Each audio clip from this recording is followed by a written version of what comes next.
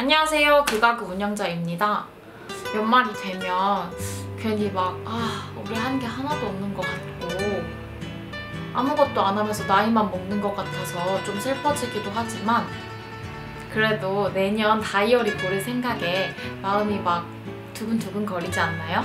그래서 다이어리 덕후로 유명했던 화가 한 명을 소개할까 합니다.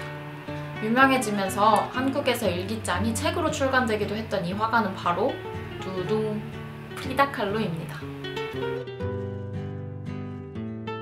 칼로는 다이어리에 글과 낙서로 남들에게 이야기할 수 없는 자신의 속마음을 모두 기록했어요. 그리고 그 이야기들을 바탕으로 멋진 작품들을 만들어냈습니다. 오늘은 칼로의 삶이 고스란히 묻어나는 일기장 같은 자화상 3점을 소개할까 해요. 프리다 칼로는 1907년에 멕시코에서 태어났어요. 그런데 6살 때 소아마비를 앓게 되면서 오른쪽 다리에 장애가 생깁니다. 근데 소녀 프리다는 정말 개의치 않고 친구들이랑도 잘 어울리고 공부도 잘해서 의사를 꿈꾸며 명문 학교에 입학을 합니다. 학교에서도 남자친구도 사귀고 친구들이랑도 너무 잘 지내고 그 명문 학교에서도 우수한 성적을 유지하면서 잘 지내고 있었는데요. 18살이 되던 해에 남자친구와 집으로 돌아오다가 큰 사고를 겪게 됩니다. 이 사고를 통해 프리다가 얼마나 심하게 다쳤냐면 왼쪽 다리가 11곳이 골절이 되고 오른쪽 다리는 아예 으스러져 버립니다. 그리고 요추, 쇄골, 골반이 다 골절이 돼버리고 갈비뼈도 부러졌다고 해요.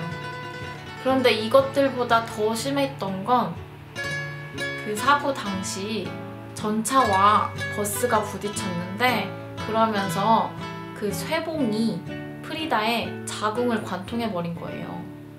의사 선생님은 칼로가 살기 힘들 거라고 했어요. 다행히 칼로는 목숨을 잃지는 않았지만 35번의 수술을 받으면서 9개월 동안 하얀색 석고 코르셋을 한 채로 침대에 누워만 있었어야 됐다고 해요. 근데 칼로가 정말 긍정적이고 대단한 게 다른 사람이었으면 되게 자신의 운명을 한탄하면서 시간을 보냈을 텐데 칼로는 병원에서 시간을 보내기 위해 그림을 그리기 시작했어요.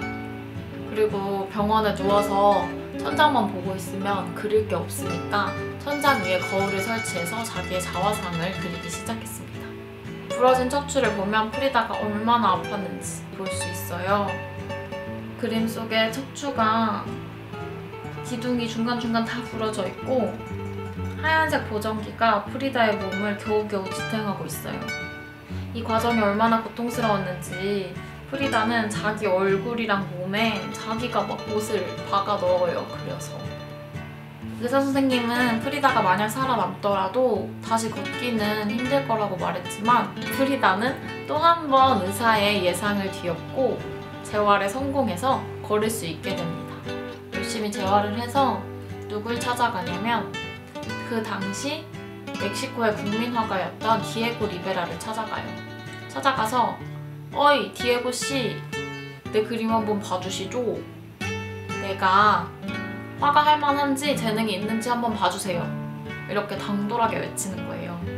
디에고는 이렇게 발랄하고 적극적인 프리다의 모습에 반해서 결국 두 사람은 21살의 나이 차를 극복하고 결혼에 꼴이 나게 됩니다.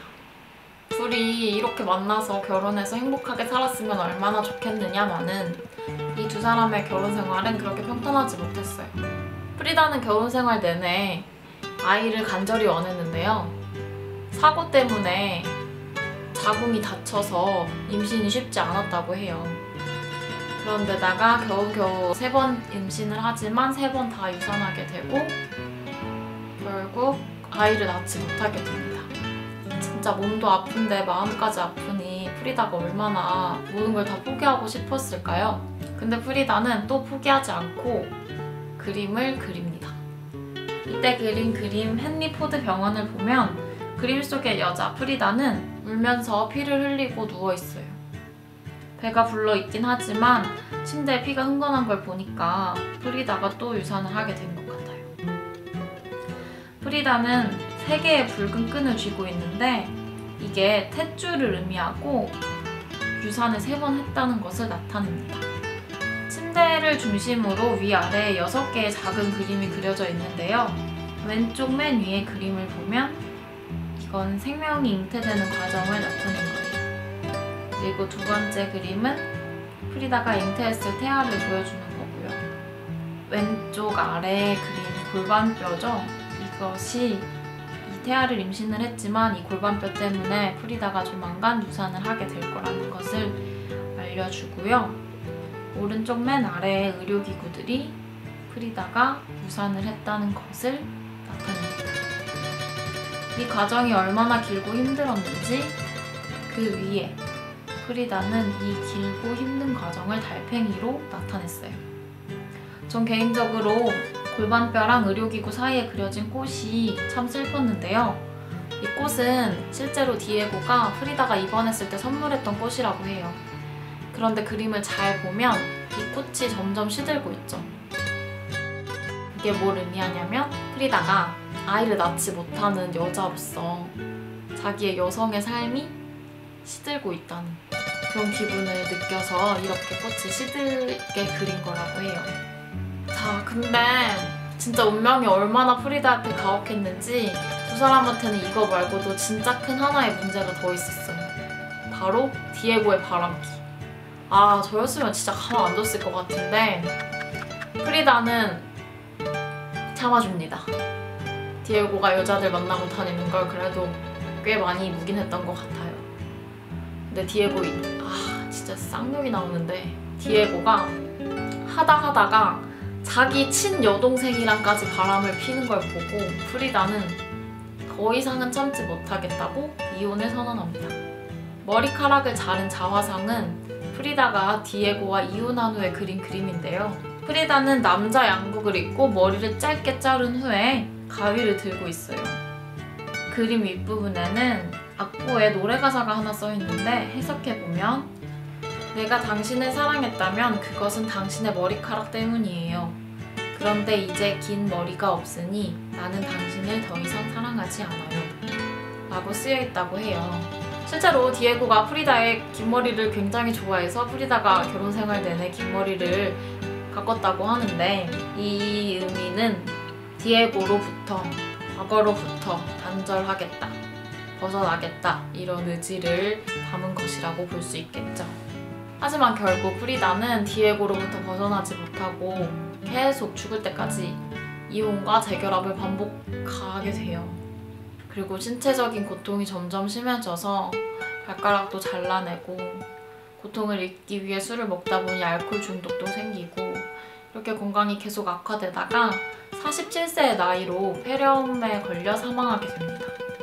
그런데 진짜 대단한 게 죽는 날까지 그림과 일기장을 손에서 놓지 않았다고 해요. 그리고 마지막 일기에는 자신의 죽음을 예견했는지 이렇게 남겼다고 해요. 이 외출이 행복하기를, 그리고 다시 돌아오지 않기를. 너무 슬프죠.